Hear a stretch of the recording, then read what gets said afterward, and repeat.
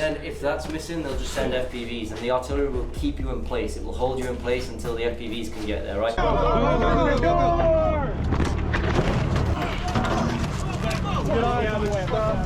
Right, y'all, welcome back to Combat Arms channel. Okay, so today we're checking out a video from the Azov unit. Now this one is going to be a little bit different. So this is actually the 12th Azov Brigade fighting with some international fighters, or I guess kind of the other way around. We have some international fighters fighting with the 12th Azov Brigade. Now this one is specifically near the Toretsk area. So it's about 10 minutes long, but it's kind of cool in how they kind of break this up. So you have like the kind of like intro, but then it goes into like the training and the planning aspect as well. And then it kind of goes more into like the pre-mission prep and then kind of the actual execution. So it's really kind of cool. I think like half of the video is pretty much split into like the training and preparation. And then it kind of talks and shows the actual execution, which is kind of like, it's nice to see that aspect, especially when we're talking about like the intricacies of an international fighting force, like foreign fighters fighting in this like kind of well-established Ukrainian unit. It's going to be kind of cool. There's definitely going to be some growing pains, understandably, but once you kind of understand how to utilize those foreign fighters, yeah, I bet you can definitely almost make it like a psyop even to integrate the foreign fighters with the Azov units. Just really confuse the fighters because like maybe they're trying to understand the order of battle and they're kind of maybe understanding it as like the Azov units, just maybe with like tactics or gear or kind of what they're seeing. But then you have foreign fighters in the mix and you're going to be pretty confused as to what is going on. It's going to be very odd when you have people who you're fighting against are speaking Ukrainian and they look very like kind of Azov from what's been described before, but then you have people speaking in English that are fighting alongside them. So it's definitely going to kind of throw a wrench in their OODA loop. If you guys aren't familiar with that, I'll kind of put up a little diagram there, but it's like the thinking process when you're kind of in combat or just kind of in general. So it's definitely going to be interesting to see how they utilize these foreign fighters. So it should be a good one. Again, it's about 10 minutes long, so not crazy long, but again, it is kind of broken up into these like sections, which is kind of cool to better understand how exactly these guys are going to be implemented. But it should be a good one. Let's check it out. Oh yeah, we are very chroma key today. God. I'm gonna skip that a little bit because oh my god, the snapping in this is like so insanely loud compared to like the rest of the video. Yeah, I'm trying to break this up a little bit so I don't get the copyright claim as I usually do. All right. Damn, that ammo looks crisp. The ammo we get in the U.S. Army is not as nice looking. You get a lot of like reloaded brass and such. You can just hear when ammunition is really nice quality. Alright, so we're seeing some of the execution pretty early on. Definitely some tricky areas, some tricky positions they're assaulting here. And definitely some very challenging terrain. Damn. We haven't seen them like operating by like the high tension power lines so much. Dude, he's got 4 of the remembrance bracelets. And he had a 1st Marine Division tattoo. You did good yesterday, but communication. If you don't communicate, you already saw that you will lose yourself even in this tiny space. First, because you are assaulted. Second, you speak English. Oh shit. They are shitting themselves. So believe me, okay? So don't be afraid of communicate, yell with each other like, where are you? I'm here. Okay, let's cover. Yeah. Especially if you're like in a unit or like a squad or platoon that hasn't like operated with each other like for enough, like have enough reps with each other and kind of understand how y'all operate, then you should definitely play it on the safe side and kind of over communicate everything. So like, hey, I'm reloading, cover me, or hey, I'm standing, like go ahead and stand, just so you're not like doing things, shooting above your buddy or doing anything unsafe. Definitely feel free to over communicate in that case. But obviously, the more you kind of work with everybody, the more you kind of understand when things can kind of get turned off and become more like nonverbal, and you kind of understand everybody's cues and how everybody operates. So that takes a lot of training. It takes months of training to get to a level like that, if not years.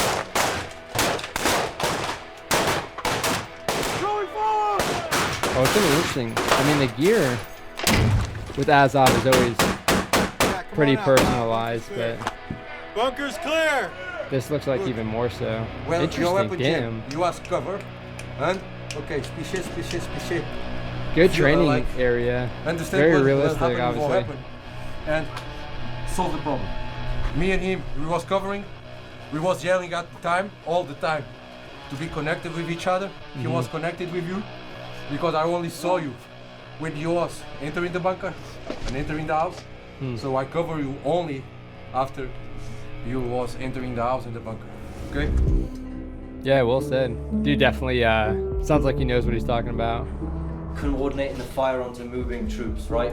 They move a bit, they take cover, you, Okay, so we you got lose some where they are, you Brits. just fire a bit in their direction. Hopefully you'll hit them, probably not, but you just get them to stick their heads down. If they stay still, then it gives me loads of time to walk on my gun into them, right? However, if they keep moving, I walk one round in, then they've moved again. Now I've got to fucking do it again and keep readjusting. So give them one. Maybe they guess lucky because it's straight lines, but they Right. probably won't. Probably won't. And they're firing from around about like Toretsk and Horlivka at the moment. So New York, Toretsk, Horlivka is where they're firing most of their large artillery from. So margin of error from this distance, they're at max range. But they can still fucking hit you. And So what he's saying, when you the margin of error, so kind of like the maximum effective range of certain artillery systems. So obviously, the more you kind of push that, the more you kind of push that effective range, obviously the margin of error, basically the impact area, is not going to be as dramatic or precise than if it was kind of like more closer on the inside of the effective range. Because then when you do like a fire effect at that distance, then obviously you can get some pretty smaller impacts. So kind of what they're saying, they're talking about these max ranges, which is really, really good to know, which is why it's also really good to kind of like have that general kind of tactical expertise or knowledge, especially like on the infantry side, but also artillery, understanding those systems, understanding like infantry, direct fire, indirect fire, understanding all of those max effective ranges, but also max ranges to understand where you might get impacted or where you're more likely to be dangerously impacted depending on where the enemy is actually postured. So it's kind of interesting. You can kind of understand where you're going to be operating, understand that there's like an artillery system over here, and then just put like a bubble. This is the maximum effective range. This is the maximum range. So you can kind of understand once you're moving into those different ranges, you need to start maybe changing up your tactics a little bit, or understand that you need to really be using cover once you start pushing closer to that. ask Kansas about it, right? But if you just stay there, your chances of getting hit exponentially increases because they can just adjust onto your position. Yeah, if you just fucking keep moving, You're a mortal man, they're like, ask him. fuck's sake, man. Yeah, you're a mortal man. Yeah, you understand. Like, 1 mil on there will change it so much at like 5-6 minutes. Yeah, Yeah, you gotta keep adjusting My fire. experience, Reg, Uno, like, don't Yeah. fucking stop. I walked. You need to be top notch to get it quick. Right. I didn't get hit fucking once. When we stayed still for 30 minutes, they hit the school 5 times. Yeah, right. Damn. And then if that's missing, they'll just send FPVs, and the artillery will keep you in place. It will hold you in place until the FPVs can get there, right? So what you want to do is find concealment, keep moving in the concealment. They'll lose you, and then they'll just guess where you are. And it's not worth sending FPVs to say now they see you here, right? Interesting. Coming in out of the mines. You go in here. Dude, I gotta say, like, it sounds like he has a lot of experience in this specific war, because now he's talking about how you're doing like this combination of the artillery. So you almost have like a series of fires, a series of different kind of like weapon systems. So you're basically he's talking about they're using the artillery to fix them. And then once you kind of have like a general position, then you can send the FPVs. But he's saying like if you're moving quick enough, then it's not even going to be worth sending the FPVs, because if the artillery is not actively, effectively suppressing or hitting anybody, then there's no point in sending something else like that. Which, I mean, I guess it could be dependent on where you are. They might kind of use the FPVs first, or especially if you're kind of like more outside of the effective range of the artillery, then you might just be kind of more impacted by the FPVs if there's like maybe a drone unit kind of closer by. Out of the mines. You go in here. Really interesting to hear that time perspective, it takes them though. to give the fire mission to the gun and get the FPVs. You could be anywhere in here now, and they're like, well, yeah, just fire a few shots here. Maybe they're here. Fucking and start then moving. You start get the moving. fuck out of there. Yeah. Don't fucking stay. Artillery, mortars, don't The fucking max you'll stay. probably get is 2 guns. Boom, boom, move. Down. Damn, that, the transition was gnarly. Yeah, right. Boom, boom. Right. The transition was gnarly. Yeah. Transition was gnarly. Yeah, it's a free mission prep, so free combat checks.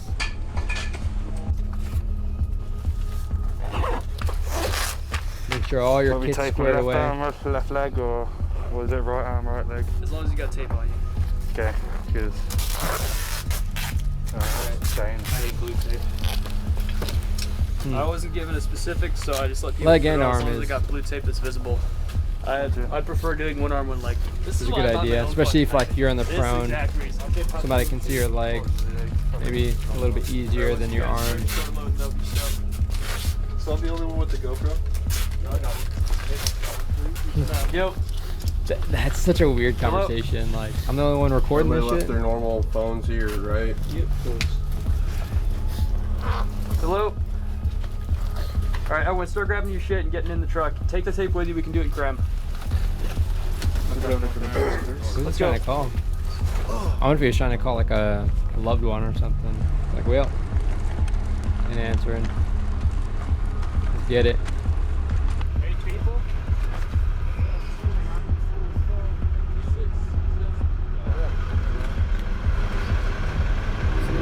Nice, using the red lights in the vehicle so you're not destroying your night vision and stuff. Oh, damn, okay. Actually, I want to kind of see what they're moving with.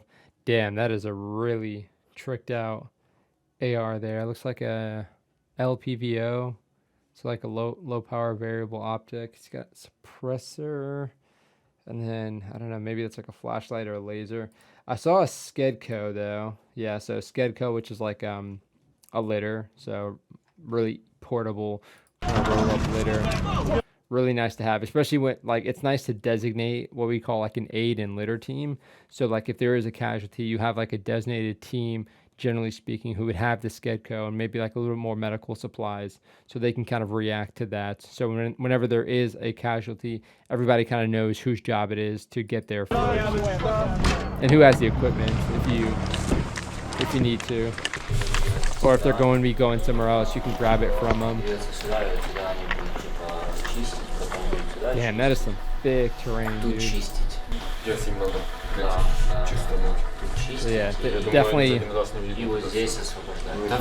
moving in a Ranger file through that. So like a straight line as opposed to like a V or something or column. Вони почнуть рух, і нам треба буде той відтягнутися лівіше і назад, щоб ми дивилися по орієнтирам, коли нам треба буде в поле вийти.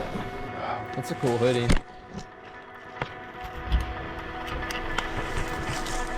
Okay, so they're moving under drone support, which is Головне, щоб вони йшли по підпосадку, так. always super helpful. Зона підвищеної небезпеки, щоб вони йшли в готовності Dang, контакту. dude.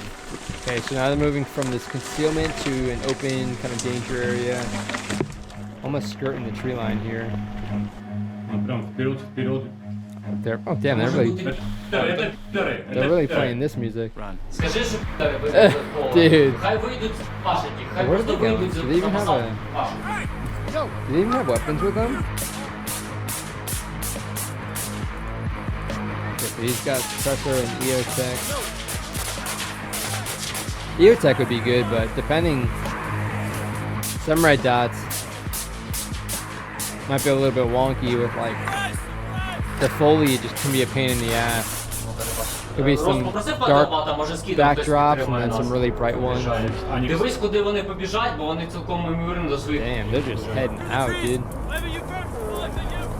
They're not even trying to resist.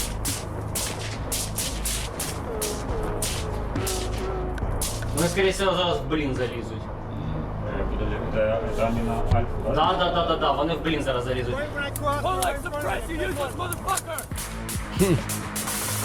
This music is so weird to hear in like modern combat footage. Damn, dude.